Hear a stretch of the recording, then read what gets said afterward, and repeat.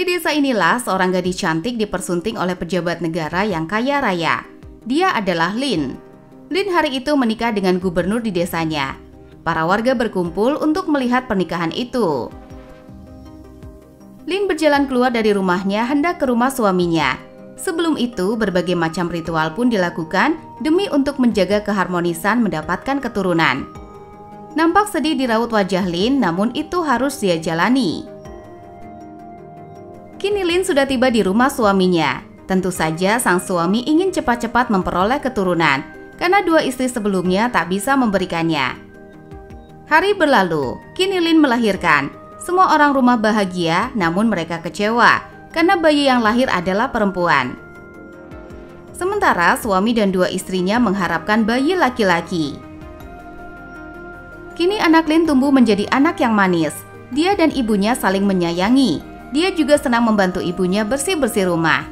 Namun kakak pertama terlalu jutek untuk anak kecil ini. Dia selalu mencari-cari kesalahan Yesi. Namun Lin tak pernah meninggalkan anaknya sendiri. Dia selalu ada untuk anaknya. Meski sudah memiliki putri, suaminya masih berharap putra sebagai penerusnya. Oleh karena itu, si kakak pertama selalu mencokoki suaminya minuman herbal. Lin pun ketumpuan harus meminum ramuan itu. Segala macam ritual dilakukan oleh suaminya agar segera mendapatkan putra. Namun Lin terlihat tak nyaman dengan rumah tangganya. Singkat cerita, Lin bersumpah dia tidak pernah lupa pada Nan. Sampai detik ini, Lin sangat tersiksa hidup jauh dari Nan yang sangat menyayanginya. Lin tak pernah bahagia, namun dia harus kuat demi putrinya. Saat mereka bertemu, Nan melihat beberapa bekas luka di tubuh Lin. Namun, Lin tidak mengatakan apapun tentang lukanya. Keesokan harinya, Lin terlihat bahagia setelah bertemu dengan Nan. Dia tampak bahagia. Hari itu, dia membaginya kepada anaknya. Kedua orang tuanya juga bahagia melihat anaknya tak murung lagi. Malam harinya, Lin mengajak putrinya menonton pertunjukan di desa. Di sana ada Nan yang terus memperhatikan Lin. Keduanya benar-benar bahagia. Saat pulang ke rumah suaminya, bahagia masih terus dirasakan Lin. Meski dia mendapat teguran dari kakak pertama yang tak membuat bahagianya luntur begitu saja. Kakak pertama bingung dengan perubahan sikap Lin yang terus tersenyum. Di hari yang lain, Nan datang menemui orang tua Lin. Dia hendak bertanya keadaan Lin, namun kedua orang tua itu meminta Nan melupakan dia yang sudah bersuami.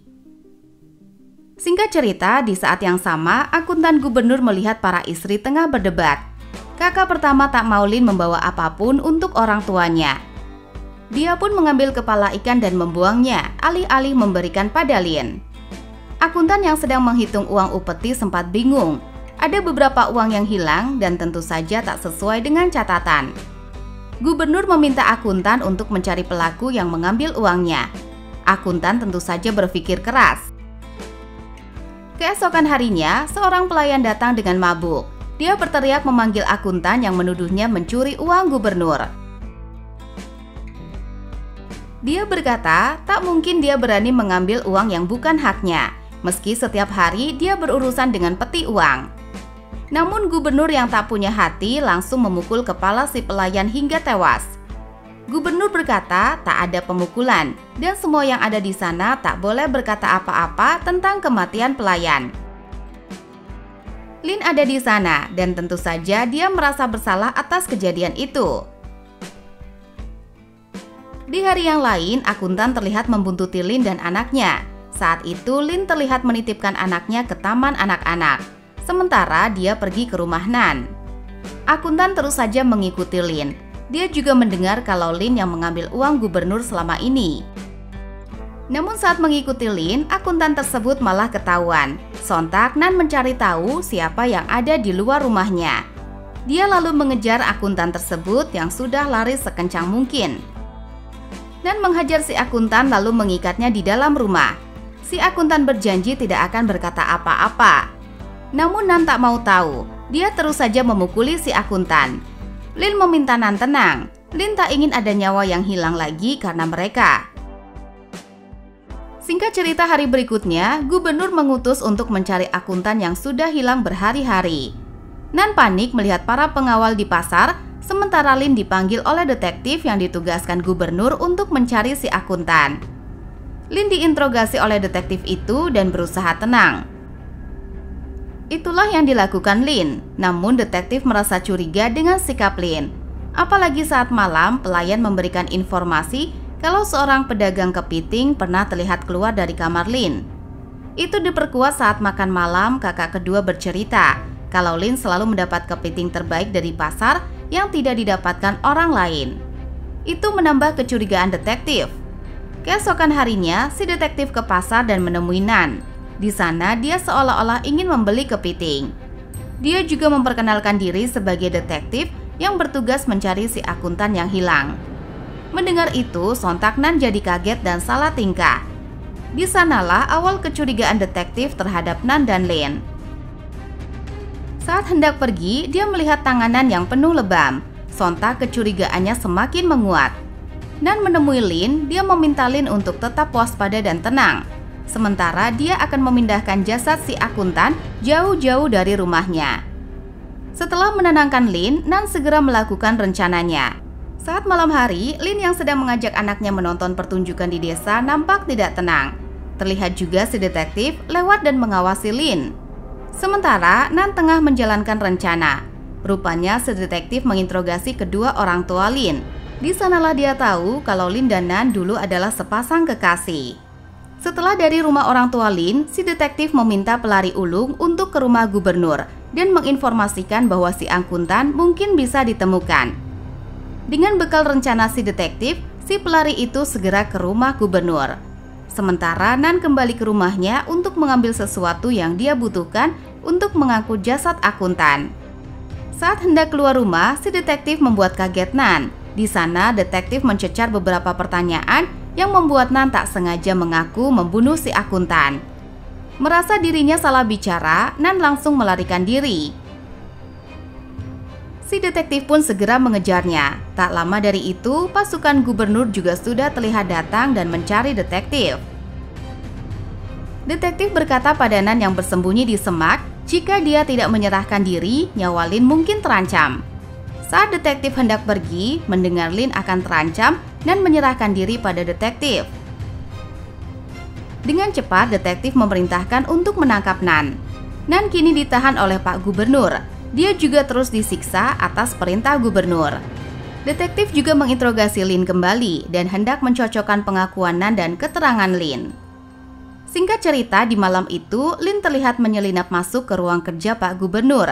Di sana dia hendak mengambil buku merah yang dibicarakan si akuntan. Setelah buku itu di tangannya, dia segera kembali ke kamarnya. Namun belum sempat ia menutup pintu kamar, kakak pertama lewat dan melihatnya. Dengan penuh kecurigaan, kakak pertama bertanya, mengapa Lin mengendap-endap ke kamarnya sendiri. Lin hanya berkata dia tak enak jika berisik.